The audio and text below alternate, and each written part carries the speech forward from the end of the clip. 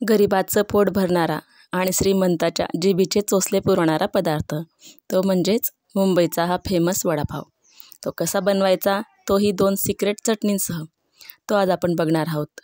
नमस्कार, खानदेशी रेसिपीजमध्ये तुम्हा सर्वांचे खूप खूप स्वागत आहे। आता वडापाव बनवण्यासाठी 2 किलो बटाटे स्वच्छ धुवून घेतले आणि ते आपण उकडून घेऊया। आता बटाटे थोडे मोठ्या साईजचे आहेत म्हणून हे बटाटे मी एका बटाट्याचे 2 भाग करून घेतले।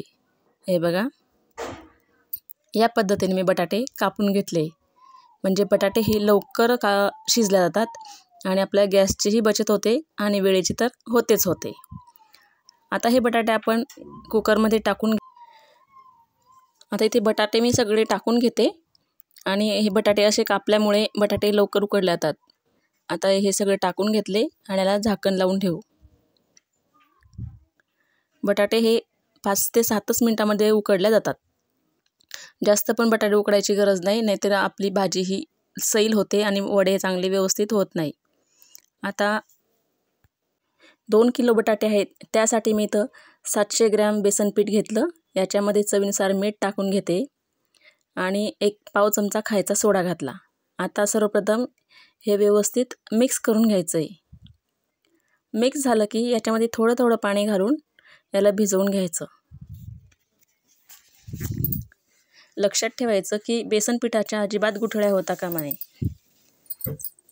अगदी पाणी थोडं थोडं घालूनच हे बेसन पीठ व्यवस्थित भिजवून घ्यायचं। इथं पीठ थोडंसं घट्ट झालंय म्हणून अजून थोडंसं पीठ मी टाकून घेते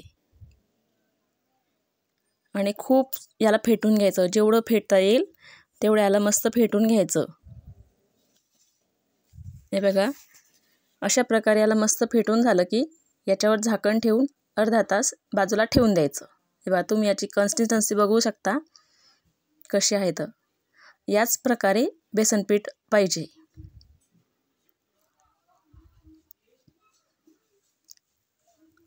त्याच्यावर झाकण ठेवून याला अर्धा तास साईडला ठेवून देऊ।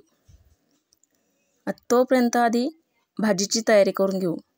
आता भाजीसाठी मी इथं 50 ग्रॅम हिरवी मिरची घेतलेली आहे। ही खूप तिखट आहे, तुम्ही कमी जास्त करू शकता। आणि 2 इंच आल्याचे तुकडे आणि भरपूर असा लसूण घेतलेला आहे म्हणजे भाजी ही खूप चविष्ट व्हायला हवी आणि वडापाव तर तो झणझणीतच पाहिजे। जिरं टाकते आणि चवीनुसार याच्यामध्ये मीठ घालून घेते आणि याला पाणी न टाकता वाटून घ्यायचं। आता वाटण हे थोडंसं जाडसरच हवं, जास्त बारीक पण नको। तर बटाटे बघा इथं मस्त उकडले गेलेत आणि असेच बटाटे उकडायला हवेत, जास्त नरम पण नको आणि जास्त ते कडक पण नको। आणि हे वाटण बघा असं पाहिजे, जास्त बारीक पण नको आणि जाड पण नको, थोडंसं जाडसरच पाहिजे म्हणजे भाजीची चव ही खूपच वाढते।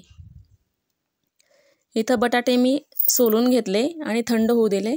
आता याला हाताने अशी चुरा करून घेते, जास्त पण चुरा नाही करायचे, थोडसे याच्यामध्ये चंक्स राहायला हवे म्हणजे भाजी खूपच टेस्टी लागते। आता बटाटे सगळे मॅश करून झाले, आता याला फोडणी देऊन घेऊ।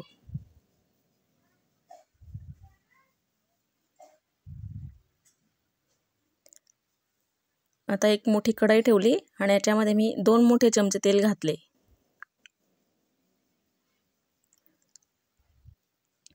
तेल व्यवस्थित गरम झालं की याच्यामध्ये मोहरी टाकून घेऊ। 1 चमचा मोहरी घातली, 1 चमचा जिरं घालायचं।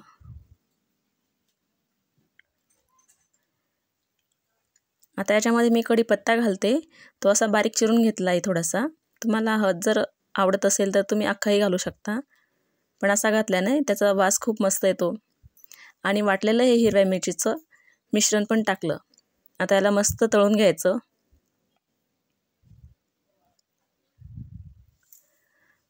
ही फोडणी खमंग झाली की भाजीची चव खूपच वाढते, म्हणून इथं अजिबात जास्त घाई गडबड करता कामा नये। आता याच्यामध्ये अर्धा चमचा हळद, थोडीशी हिंग टाकला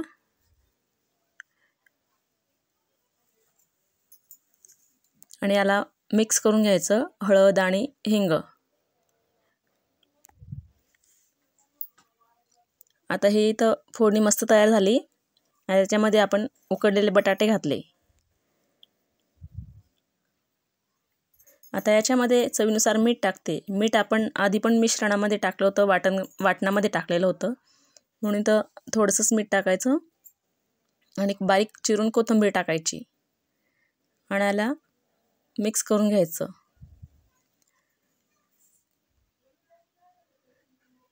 हे सर्व जिन्नस व्यवस्थित मिक्स करायचे. वडापावसाठी वडे बनवण्यासाठी इथं भाजी ही व्यवस्थितच झाली पाहिजे. आता इथं थोडंसं मॅश करून घेते, म्हणजे ते थोडंसं घट्ट होईल. आता हे थंड होऊ द्यायचं, म्हणजे वडे हे व्यवस्थित तयार होतील. जास्त सैल पण नको भाजी. आता पुन्हा इथं मी बेसनपीठ तुम्हाला एक वेळेस दाखवून देते. हे बेसनपीठ परफेक्ट तयार झालं आहे. हे बघा, असंच हवं आपल्याला. आता या भाजी थंड होईपर्यंत लाल सुकी चटणी करून घेऊ.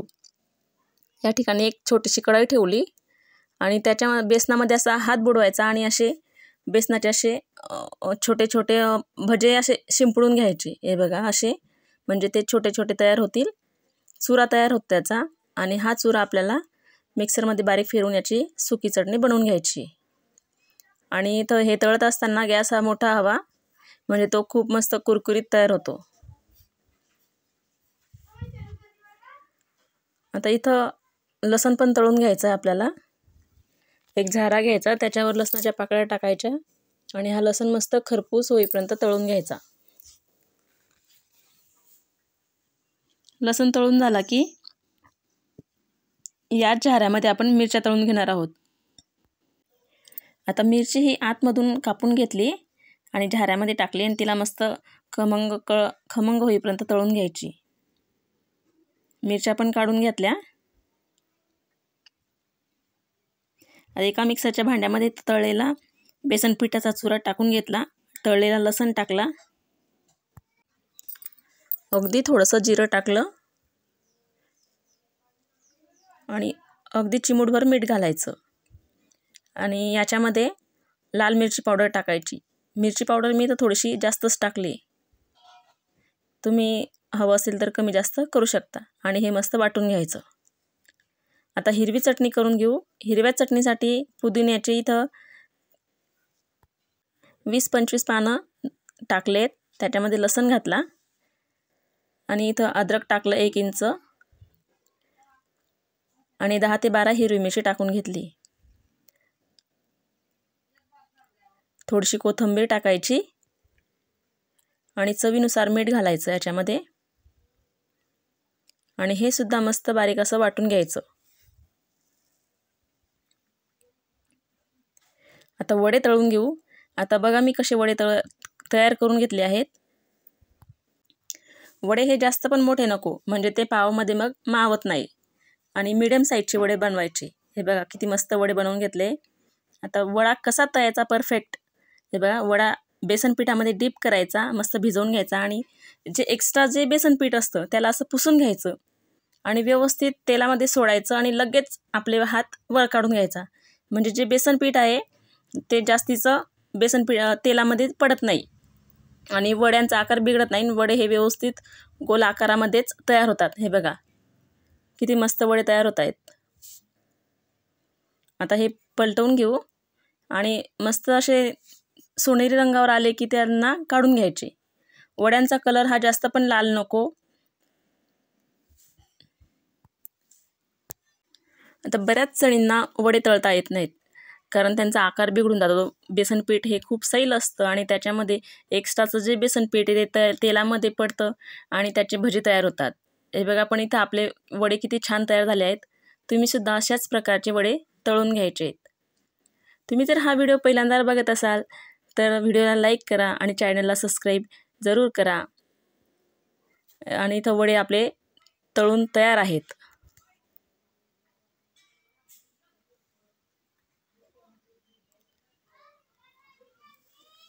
वडे मी पूर्ण काढून घेतले आणि या ठिकाणी आपले वडे तयार आहेत, तळलेल्या मिरच्या तयार आहेत, हिरवी चटणी, सुकी चटणी, सगळं साहित्य आपलं रेडी झालेलं आहे.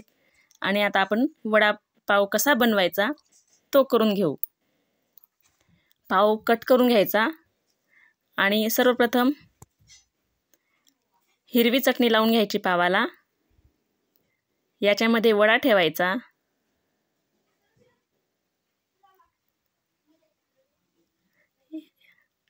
आणि याच्यावर टाकायची सुकी चटणी. आता दोघी चटणी मी तुम्हाला इथं दाखवलेली आहेत आणि हीच आपली सिक्रेट चटणी आहे. हे बघा, पुन्हा करून दाखवते. हिरवी चटणी लावून घ्यायची, वडा ठेवायचा, वरतून सुकी चटणी लावून घ्यायची आणि याच्यावर ठेवायची तळलेली हिरवी मिरची. तयार आहे आपला इथं मुंबईचा फेमस वडापाव. मग रेसिपी आवडली की नाही? मग ठोका की एक लाईक. तयार आहे इथं आपला मुंबईचा फेमस वडापाव. तुम्ही सुद्धा असाच वडापाव घरी बनवून बघा, खाऊन बघा आणि कसा झाला ते नक्की कमेंटमध्ये करा. व्हिडिओ पूर्ण बघितल्याबद्दल खूप खूप खूप धन्यवाद.